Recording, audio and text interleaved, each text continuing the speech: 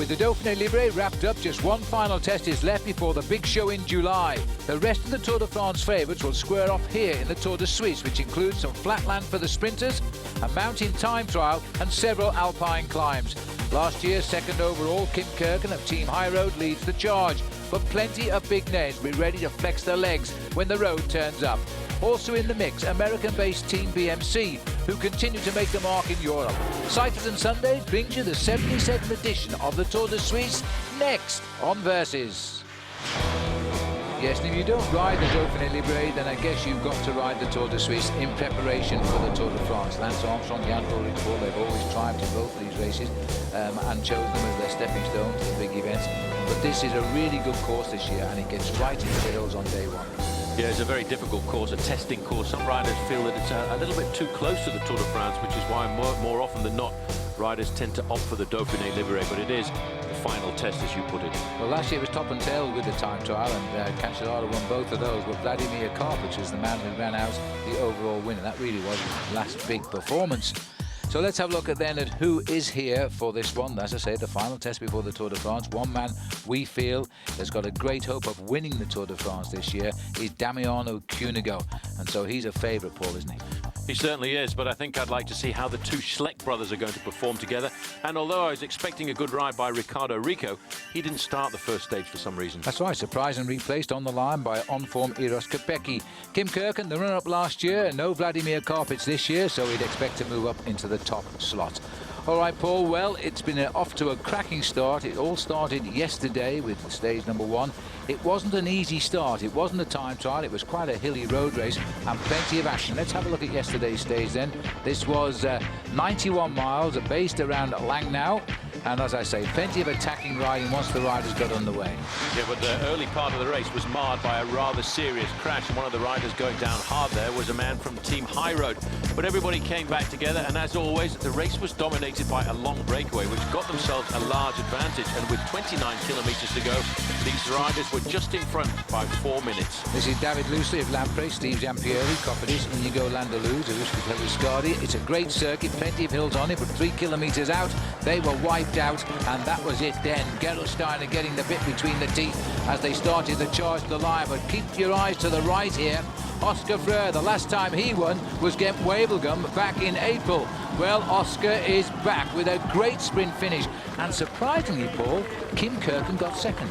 Yes, I think Kim Kirken, looking to do a good ride here in the Tour of Switzerland, wants to prove that he's a man to go forward to the Tour de France, and he was third on the stage. That's right, he was third, not second. Martin Elminger, former Swiss champion, there in second place, and Greg van Avermaet in fourth. Not riding the Tour de France, by the way, Greg, in the Lotto team. Let's have a look then at the profile on today's stage. It's the end which will interest Paul Sherwen, because it goes rather uphill. Yeah, thanks very much for that, Phil. It is a long stage, however, at 197 kilometres. Yes, it is undulating in the early part. A small climb halfway through, the climb of Sattel. A little third category climb at about 20 kilometres to go. But check this down towards the end. The final climb of the day up to Flumserberg runs out at almost 1,400 metres. That's going to be nasty. Well, it's rather a dreary day here in Switzerland as we join the action. You can see there's one man away, and the gap at around 2 minutes 49, 15 kilometres, but of course the big climb to come. And the man who has been away virtually throughout the day, none other than Martin Elminger, who sits in second overall in the race. Here he is. Now he's had a maximum lead of 18 minutes. He still looks a little bit perky. But I'll tell you, Paul, there's no way now he's going to make the finish with that climb still to come. Well, he's plummeted from that 18-minute advantage to 2 minutes and 42 seconds advantage with 15 kilometres to go. There's a sprint point coming up in a moment, but unfortunately for him, there's also a very difficult climb right down towards the end, that climb up to Flumserberg, running out at 1,400 metres. And I would think after a long day in the saddle in these weather conditions, his legs are certainly going to smart. Well, this is the second sprint point at Wollenstadt here. A couple of riders getting off the front, snatching small bonuses as they get under the banner. I can't tell you who they are. The weather is really quite depressing at the moment in Europe at this time of the year. There's the peloton. And picking up tempo now, it's going to be every man for himself once this climb begins, and they know it. Well, they do, and it's the first big showdown really here, Phil, to see just exactly who has got the climbing legs. Just looking at the front end of the main field, we can see Team Cofidis are starting to get themselves just that little bit organised as the gap between the main field and Elminger continues to go down. That's Bobby Julich now on the front end of the main field for Team CSC. Well, as we look at the peloton here, I can tell you there's good news at the moment for Slipstream Chipotle. They're not in this race. They're racing in a race called the Tour of Zeeland, which is a 3-day race in Holland, and they've just won it. Chris Sutton on the Slipstream Chipotle team has got a major victory there for the boys. So as we continue now to look at the race, Team CSC beginning to move up towards the front. That's Bobby Julich on the front, tapping out the rhythm as well.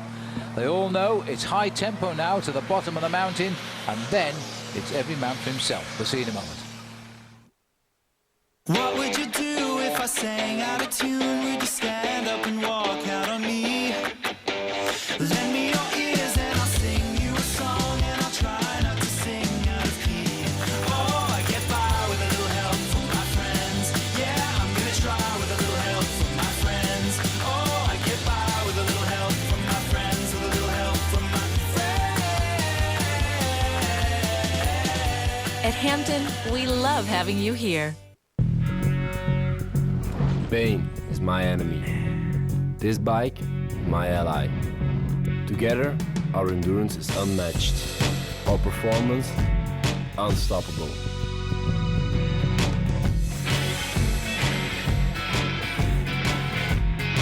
Any distance, any road. I am Tom Bonen. I am specialized. We wish you an ideal day. We wish you an ideal day. We wish you an ideal day. And an awesome new fall. It's Red Hot Deal Days at Verizon Wireless. Celebrate any way you know how. Get to Verizon Wireless and get up to 50% off phones made for messaging, like the BlackBerry Curve, the LG NV2, or the Samsung Glide. And now this Moto Q9M is just $79.99. But hurry, sale ends today, and it's only at Verizon Wireless.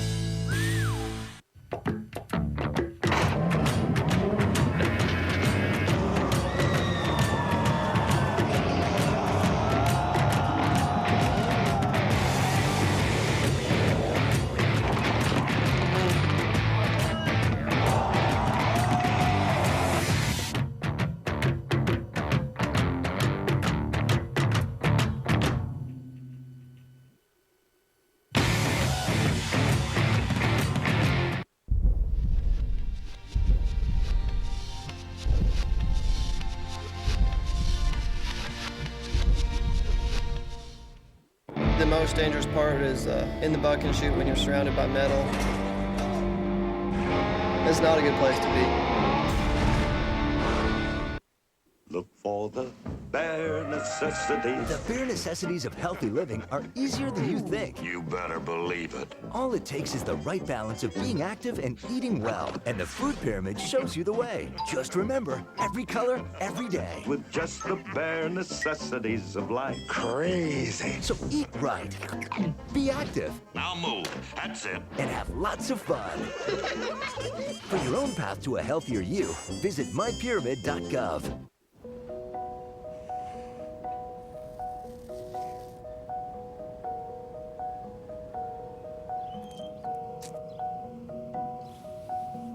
When someone abducts a child, they're not about to advertise it.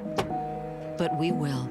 Sign up at wirelessamber-alerts.org to get free Amber Alert text messages on your cell phone. Help put a child abductor out of business for good. Wireless Amber Alerts. A child is calling for help. Welcome back to the second stage of the Tour de Suisse, the 9-day tour. Before we go back to the action, let's talk with one of the understated riders, I think, of American cycling, Bobby Julich. We've been covering different races. It's been a little while since we've seen you. How's your season been going? It's up and down. You know, this is probably my last year, so it's kind of hard to stay motivated for long periods of time.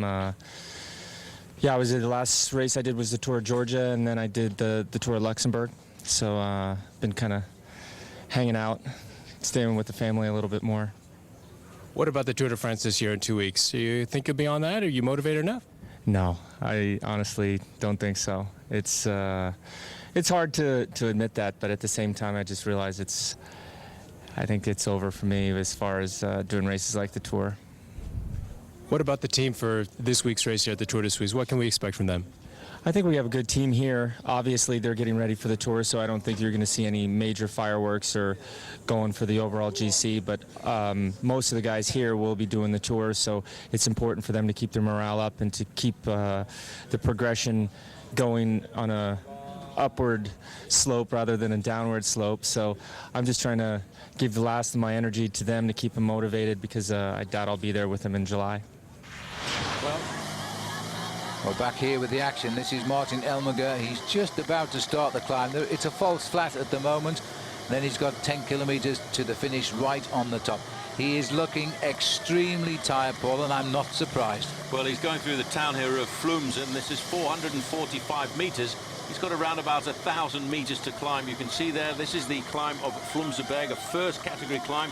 It's about 8 kilometers in length. The average gradient is 9.4%, but there's a couple of nasties when it ticks up to 16. Yeah, 5 miles uphill now towards the finishing line. He's been in the lead for around about, oh gosh, what's the distance? He's been in the lead, Paul, all by about 40 kilometers of the day.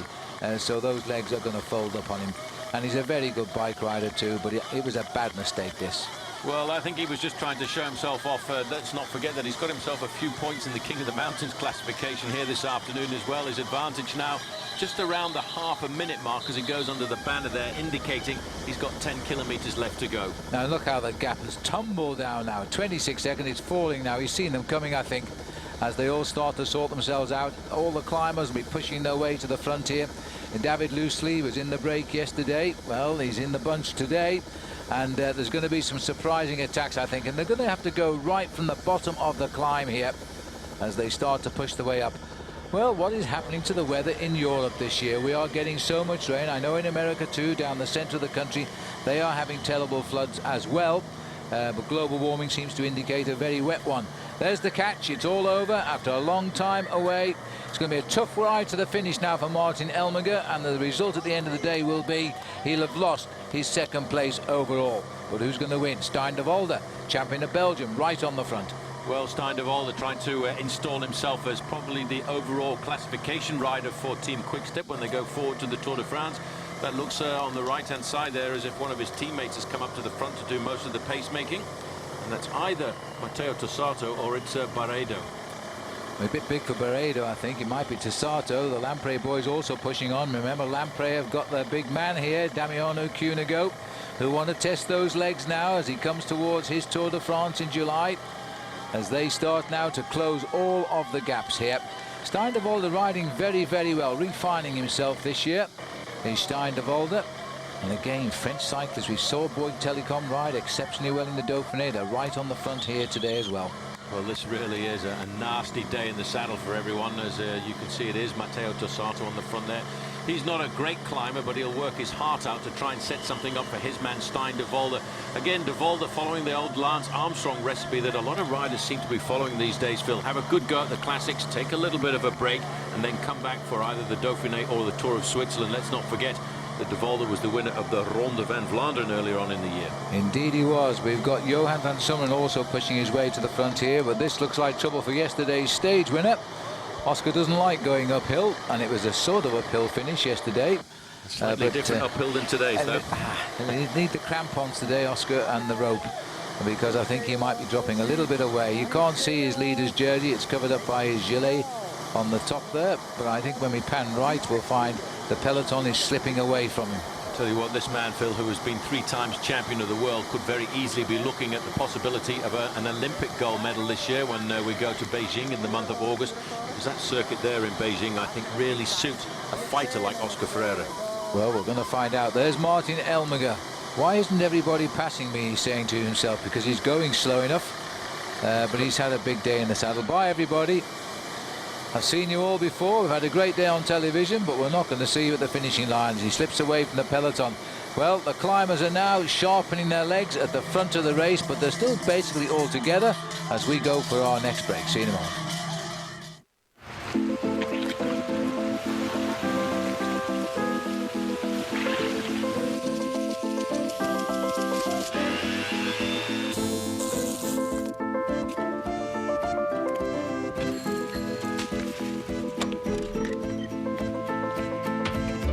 Where will you live after a house fire? One call to Farmers Help Point could fix that. Farmers Help Point. Sanity makes a comeback. I get in the truck and it won't start. I figure it's the starter. But when I get to AutoZone, they said let's test it first. Turns out it's just a solenoid switch. Those AutoZone guys saved me a lot of money, and I'll remember that. Wouldn't it be nice if everything in life came with a worry-free guarantee? Well, at Rent-A-Center, everything does. With our worry-free guarantee, we'll match any competitor's price. No credit hassles, delivery, setup, and service included. Love it or your money back. Rent-A-Center, we make it easy to make it your own. This is you after an energy drink. Unfortunately, so is this. Why do energy drinks make you crash? 1 minute you're wired up, the next you feel worse than before. The answer is large amounts of sugar and caffeine. That's why you should try a new liquid energy shot called 5-Hour Energy. With 5-Hour Energy, you can leave grogginess behind and sail through your day without feeling jittery, tense, or you know. That's because 5-Hour Energy contains a powerful blend of B vitamins for energy and amino acids for focus, alertness, and better mood. There's zero sugar, about as much caffeine as a cup of coffee, and only 4 calories. The 2-ounce shot takes just seconds to drink, and in minutes you're feeling bright, awake, and productive. And that feeling lasts for hours. So if your energy drink makes you crash, switch to 5-Hour Energy. Hours of energy now, no crash later. Find out if 5-Hour Energy is right for you. It's available at these fine stores. Or for more information, go to 5hourenergy.com. Well, we're back at the Tour de Suisse, and here's a chance to look at the American team taking part over the next week, the BMC team, and they're led by the former Swiss champion Alexander Moos. There are 4 Swiss riders and 4 American riders on the squad. The Americans are Jeff Lauder, Scott Neidham, Ian McKissick, who rode very well in the Tour Romandy, and Tony Cruz. Today we got to be, I think, really aggressive at the start and covering moves. I have a feeling there's going to be a pretty sizable breakaway.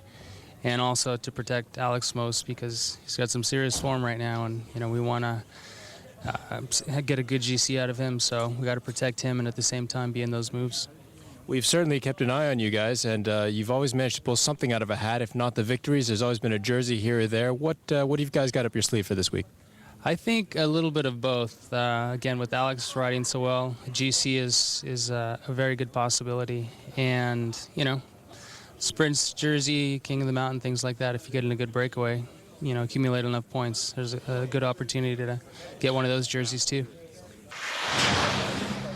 Yes, we watch out for the BMC boys, because although this is a big occasion for them, they won't be totally outclassed, and they might well pierce the leaderboard, especially with somebody like Alexander Moos. But right now, it looks like we've got a move here. I think this is Meersman of Française des Jeux. Yeah, formerly a rider on Team Discovery Channel, Johan Brunel had a lot of good things to say about this man, and here he's trying to move away from the front end of the main field with 9 kilometers to go. We're starting now to get to the nasty part of this climb, and I just noticed moving to the front end of the main field for Team High Road was Kim Kirken with his national champion's bands on his shoulders there, obviously former national champion of Luxembourg. Well, as we steadily climb up to 1,391 meters, it looks as though it's getting wetter and wetter here on the climb. 9 kilometers to go, and the steep part of the climb doesn't start till 8 kilometers to go. So Meersman trying to get somebody to come out and play for the day here, but they're all thinking of other things. Somebody having a dig now. Jens Voigt, who else would it be, Paul? Look at this.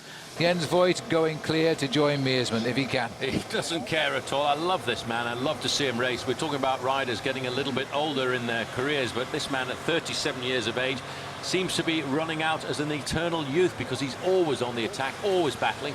He's not a great climber, but he doesn't half ride on courage. Oh, he certainly does. And he's having a very good season as well. He got a stage win in the Giro d'Italia. He's made that hairpin bend now, so the rider's coming off the right shoulder of Meersman here. There they are.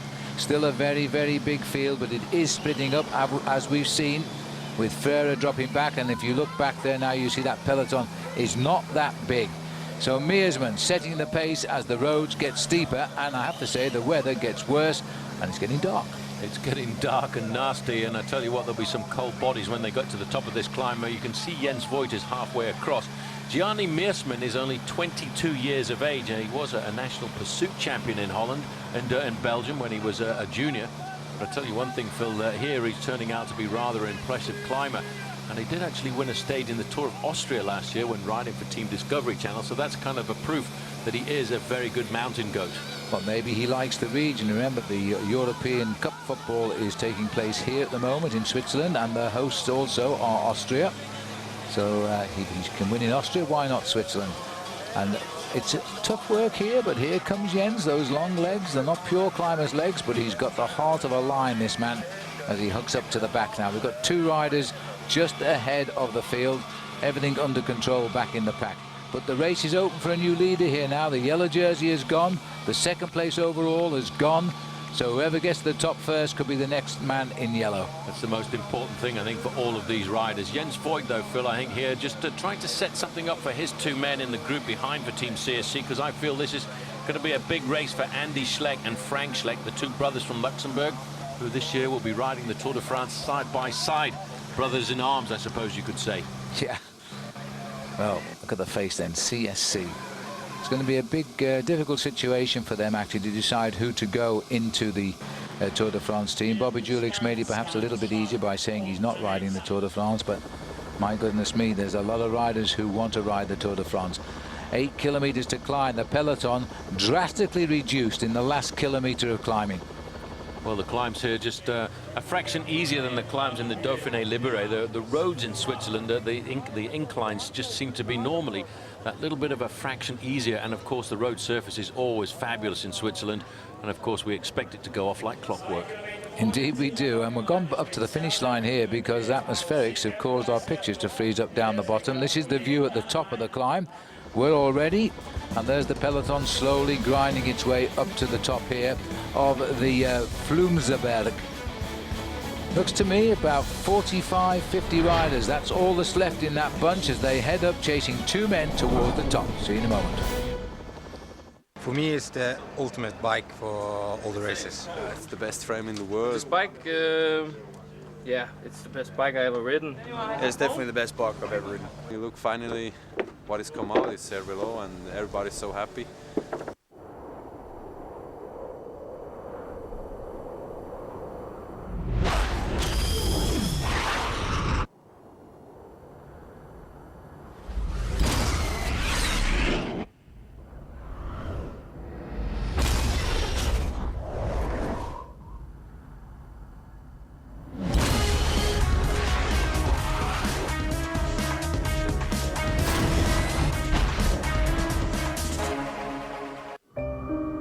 Who does she think she's kidding?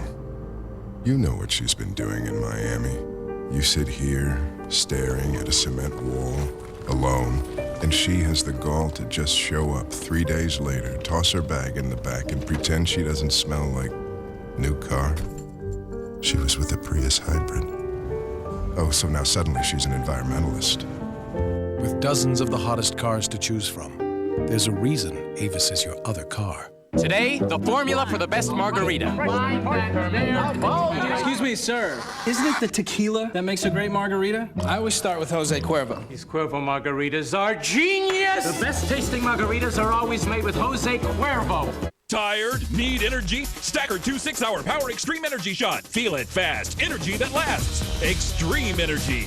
Energy that lasts. 6 hours of power. Stacker 2 6-hour Power Extreme Energy Shots. Available at your local convenience store.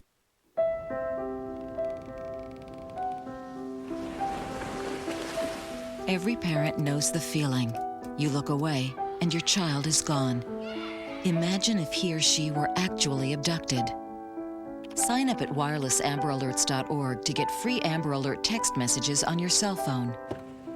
If you did help an abducted child get home, just imagine what his parents would be feeling. Wireless Amber Alerts. A child is calling for help. Come on, wake up. It's a beautiful morning. Come on, wake up. It's a beautiful morning.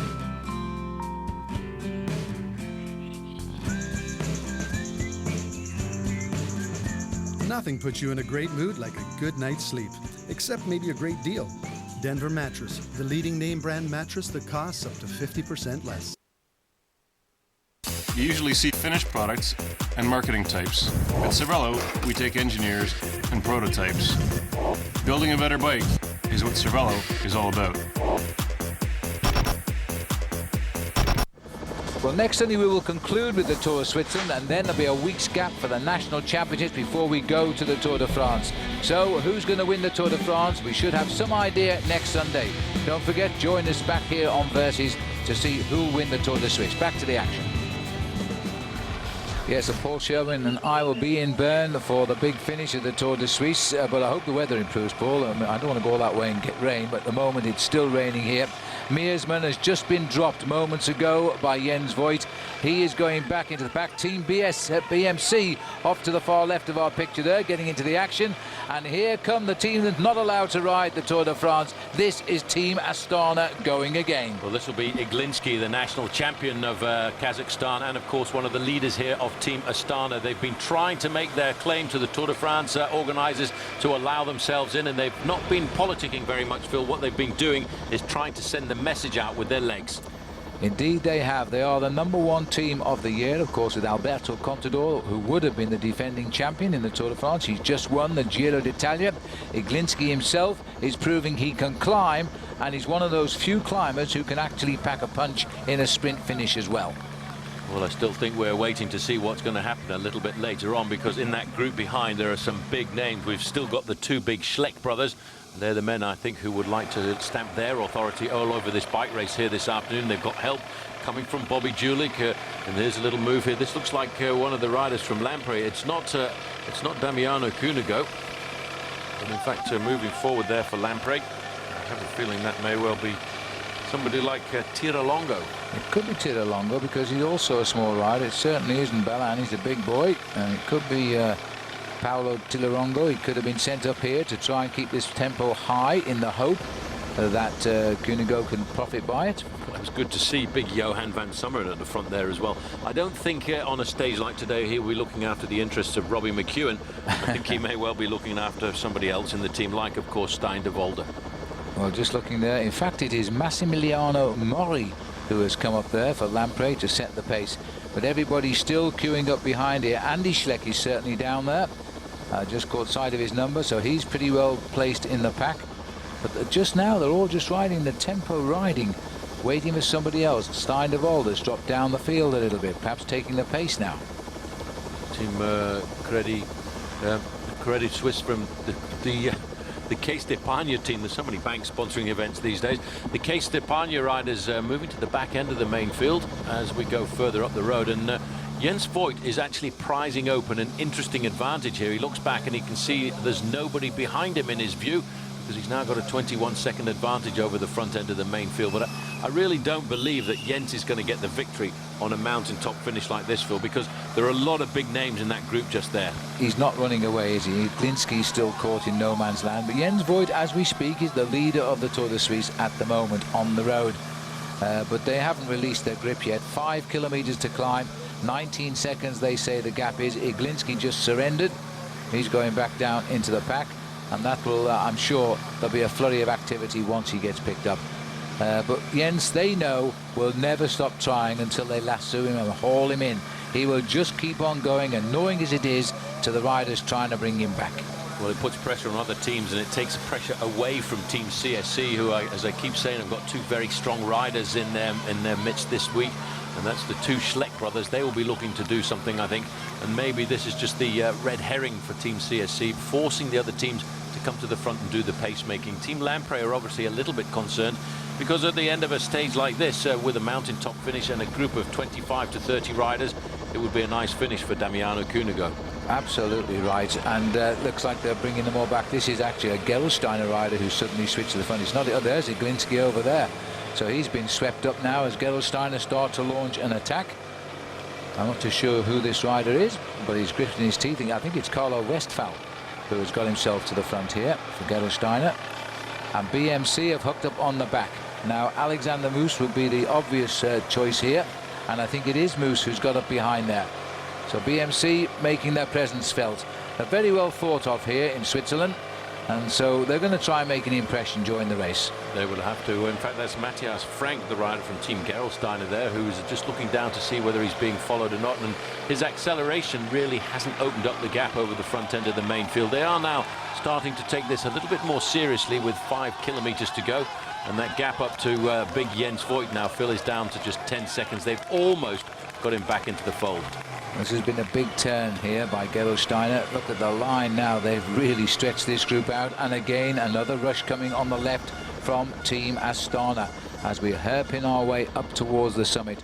9 seconds the gap, and that peloton is now becoming a very elite bunch. Well, Astana there trying to set something up, possibly for Andreas Kloden, who himself, just like Levi Leipheimer, went to the Dauphiné Libéré, has come straight from the Giro d'Italia. There's big Jens Voigt. 9 seconds. It's not really very much. No, it isn't. But Jens isn't going to give up. You come and get me. I'm not staying out here wasting my energy. It's up to you to bring me back. As he continues to climb from the helicopter, we can't really see just how steep that incline is, but it is a real grovel right now. And the peloton under the escort of Team Astana as they continue to rub salt into the wounds of the organisers of the Tour de France. We'll see you in a moment. La mia bici ed il mio corpo sono una sola cosa. La sua rigidità e la mia forza creano potenza. La sua precisione ed il mio coraggio creano agilità. Insieme siamo velocità.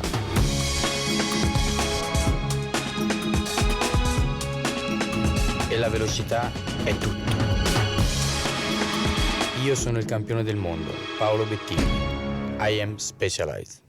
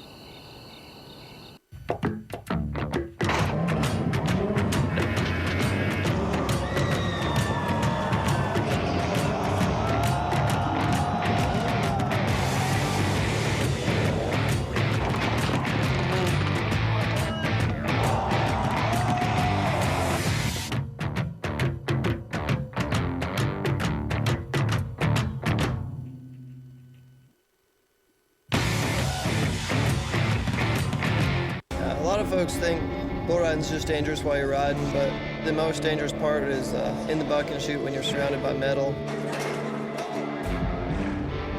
You screw up in there and you could pay. It's not a good place to be.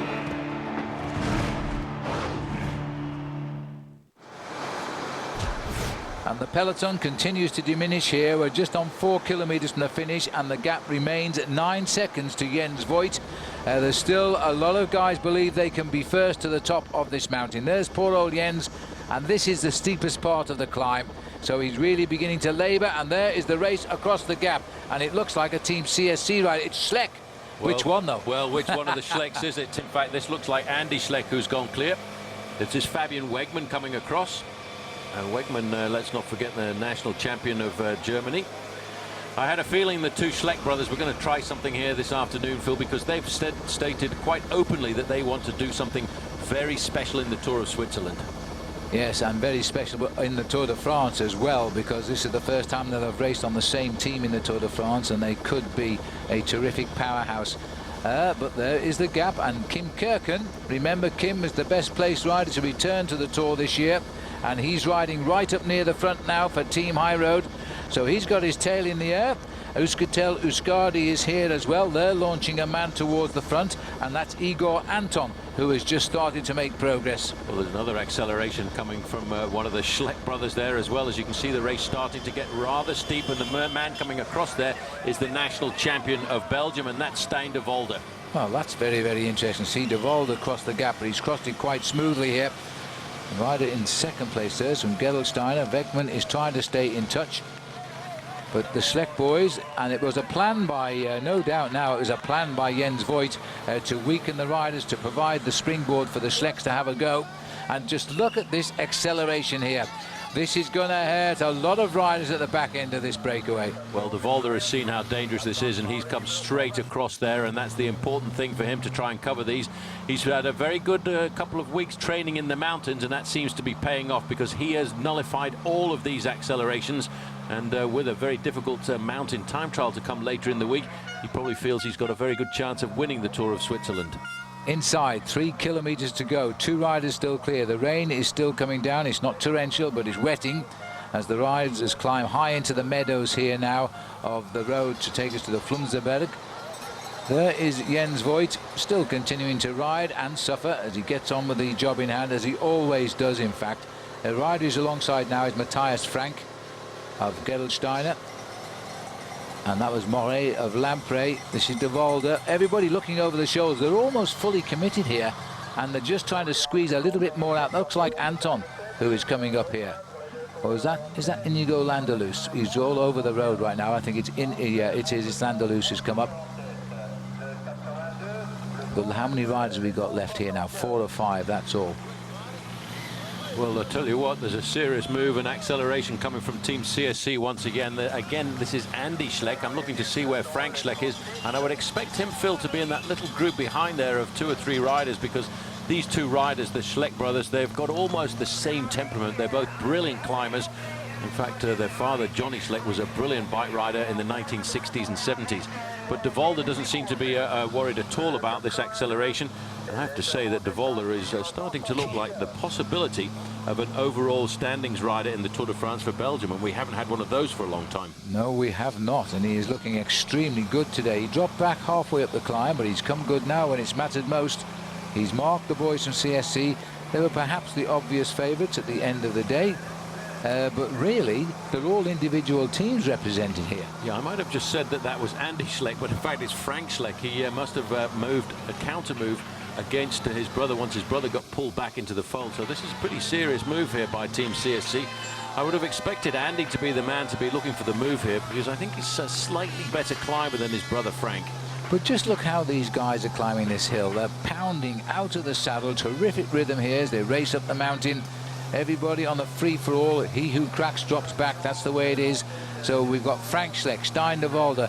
Dancing on those pedals on the right there is Inigo Landelus.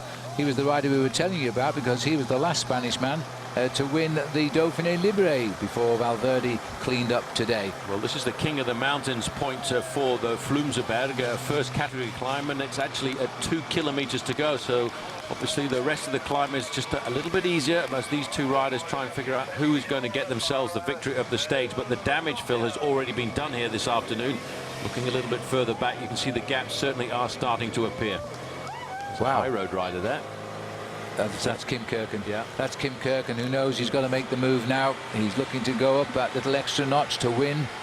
He's won the Tour of Luxembourg, his home tour in the past. Now can he win the Tour de Suisse? Well, he's one of the best placed riders in the overall standings because of the time bonuses. Let's not forget he was second yesterday, started the day in 4th place in the overall classification. So if he can join these riders at the front, he's got a very good chance, of course, of getting himself the overall lead. There are still time bonuses to go, though, for the finish at the top of this climb. Stein de Volder, but letting all the work be done here by Frank Schleck. Landelus doesn't want to help anybody, just hang on in there. They're actually saying that it's Igor Anton, according to the caption. I thought maybe it was. I thought it was Igor Anton. Landelus is a much... It looks like Igor Anton, the little man. He won a stage of the Vuelta de España a couple of years ago, 16th stage, I think it was. He's under pressure, though, that's for sure. He's reached them, and it looks as though they've opened a little gap on him immediately, because he hasn't recovered, and he's still in the red zone. But Schleck and De Volder looking good. Igor Anton looks as though he's about to rejoin them now. So we've got 3 guys clear at the 2 kilometer point, and the roads are still going up here. It was strange to have the mountain points down there. There might even be more at the top. They may have made this a sort of double-header climb, who knows. Well, 2 riders right behind there. I think it's Daniela Righi in the white jersey there. Yep, that for is. Lamprey. Yeah, that is Rigi just trying to get himself across the gap. Look at the face, though, on Frank Schleck. He's not asking for any help at all. He knows he needs to do the damage on these climbs. He's trying to see if he can lay down the foundations for an overall victory here in the Tour of Switzerland this year. And there you can see just tagged on the back is Igor Anton, but he does seem to be in a little bit of difficulty, Phil. He's hanging on in there. You know, this is the first time we've seen the Schleck boys really in the thick of the action at the sharp end since Liège-Bastogne-Liège back in April. But they're here with a vengeance now as they prepare for their Tour de France as well. Stijn de Volder, the champion of Belgium, flying the colours of his home nation with pride today as we head towards the finish. We'll take a break. When we get back, we'll go to the line. See you in a moment. For me, it's the ultimate bike for all the races. It's the best frame in the world. This bike, yeah, it's the best bike I ever ridden. It's definitely the best bike I've ever ridden. You look finally what has come out is Cervelo, and everybody's so happy. What would you do if I sang out of tune? Would you stand up and walk out on me? Lend me your ears and I'll sing you a song, and I'll try not to sing out of key. Oh, I get by with a little help from my friends. Yeah, I'm gonna try with a little help from my friends. Oh, I get by with a little help from my friends, with a little help from my friends.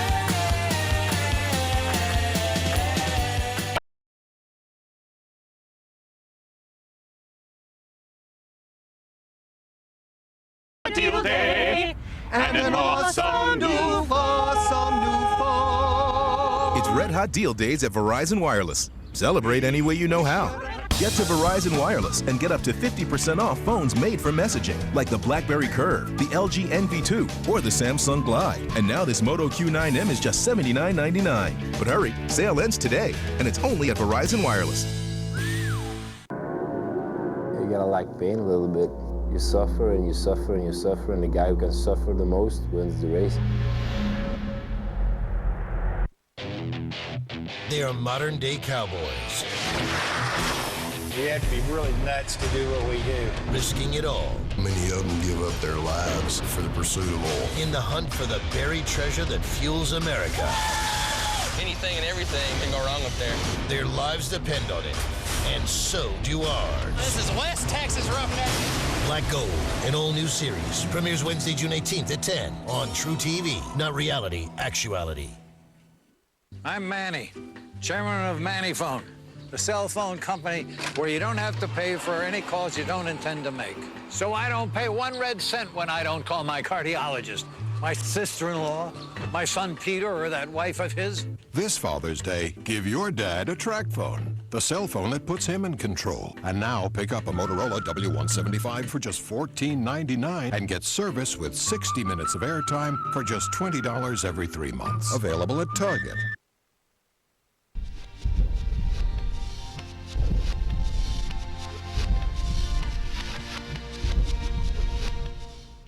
For me, it's the ultimate bike for all the races. It's the best frame in the world. This bike, yeah, it's the best bike I ever ridden. It's definitely the best bike I've ever ridden. You look finally what has come out is Cervelo, and everybody's so happy. You play with knives, you get cut. A celebration of the toughest sports and the athletes who endure them. Versus Red, White, Black and Blue Summer. Cyclism Sunday's coverage of the Tour de Suisse on Versus is presented by Hampton Hotels. At Hampton, we love having you here. Welcome back. We're on the last kilometre or so of the climb here. You can see conditions are deteriorating. We've got up into the cloud line here now. This is Olivier Zog, who has come from the back to the front and gone straight through these boys and giving them trouble. Now, the rider in the white jersey back there, we weren't sure who it was, but we forgot that, in fact, Damiano Cunego is the leader of the World Cup, and he's wearing the leader's jersey. Well, the leader of the Pro Tour, I suppose we should say, as he gets up there. And that's a fairly impressive ride by that man there, because let's not forget he missed out on the Giro d'Italia this year because he wanted to concentrate on doing a good ride in the Tour de France. The two Schleck brothers are in this group, but now this is a very interesting move going here from Liquigas, and that's Roman Kreuziger. He's a Czech rider on Team Liquigas. Well, there's two Team High Road boys got into that group now, and Andreas Clear is up there, and alongside him is his big team leader in Kim Kirken. At 500 meters to go, this is going to be a sprint finish here as they come into our side, but there's no respite here. It looks though they're pulling back the Gerolsteiner rider, and it's going to be a very close finish. That's Kreuziger from Liggett trying to get on terms here with Olivier Zug. He's given his best shot at 400 meters to go, but Kreuziger has got up to him here with a tremendous ride. Well, that's a good move now. The Liggett rider has overtaken Zog, and they're now trying to do what they can to hold off the return of Damiano Cunego. They're just a little bit in the distance. This is a great finish for Cunego, but I tell you what, he may well have just let these guys go too far clear at 500 meters to go. The Swiss crowd warming themselves up here for a chilly finish because they waited a long time in the rain, and now there's another kick there, and has he got the strength left, because that is Igor Anton. He got onto the group lower down the slopes, and he's now gritting his teeth. He's always looked fragile, but he's got the legs here to take the stage win. This will be a rare victory for Igor Anton. When he won his stage in the Vuelta a couple of years ago, that was, what on earth, that's a cowbell just gone across the road. But Igor Anton has dodged the bell and he's carried on to the win. I think he'll get it now because he's gone clear of the field. But as I was saying, when he won that stage in the Vuelta, we were tipping him for an enormous future, but he slipped back a little bit. But Euskaltel Euskadi, who could well be big riders down in the Pyrenees in the Tour de France, dance over the top of the hill. A great win for Igor Anton. Brilliant win for Igor Anton, I have to say, but who's going to get second then? And coming up to the line, that's Kim Kirken, just ahead, I think, of Damiano Cunego and Frank Schleck there. So it's going to be about 5 or 6 seconds, the gap there, which is a great result. Steindevolder of the... Well, it's early days, of course it is. We're going all week with the Tour de Suisse, and we'll bring you the highlights of the whole week, plus the action of the final day next week. But I'll tell you what, this break has split away from the field. Here comes the Schleck now that we could be seeing. In fact, this is Andy in 9th place has come over. Andreas Klodner in 10th.